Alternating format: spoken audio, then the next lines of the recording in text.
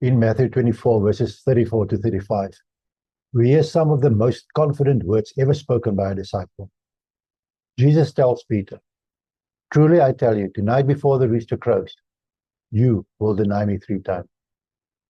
Peter responds with absolute certainty, "Even if I have to die with you, I will never deny you." Peter means every word. His heart is sincere. His loyalty feels unshakable. And yet, before the night is over, fear will silence his courage, and shame will replace his confidence. Peter's words reminds us how easy it is to overestimate our own strength. We often promise God great faithfulness when things are calm, when the fire is distant, when the cost feels theoretical. Peter loved Jesus deeply, but he did not yet understand his own weakness. And neither do we, until the pressure comes. Fast forward to John 21, verse 15 to 17. The resurrection has happened. Peter has already denied Jesus 3 times, just as Jesus foretold. He has wept bitterly.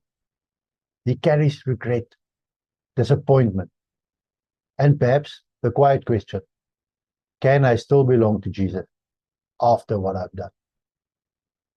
Now, Jesus meets Peter by the sea. This is not an accident. Grace often meets us right where our failure has left us.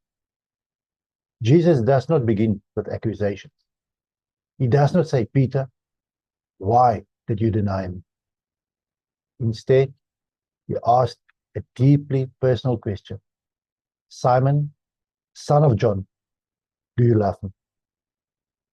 3 times Jesus asks, 3 times Peter answers. And with each question, Jesus gently touches the wound left by Peter's 3 denials. This is not cruelty. This is restoration. Jesus is not reopening the wounds to shame Peter, but to heal him completely. Notice something important. Jesus does not ask Peter, "Do you trust yourself?" or "Will you promise never to fail again?" He asks, "Do you love?" Love, not self-confidence, is the foundation of discipleship. Peter answers honestly now. God is above boasting of Matthew 26. Instead, he says, "Lord, you know everything. You know that I love you." Peter no longer trusts his own strength. He places his hope in Jesus' knowledge and mercy. At each time Peter confesses his love, Jesus responds with a calling. "Feed my lambs. Shepherd my sheep. Feed my sheep." This is astonishing grace.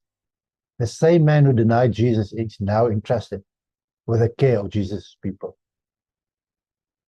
Failure did not disqualify Peter. Unrepented pride would have. Here is a good news for us today.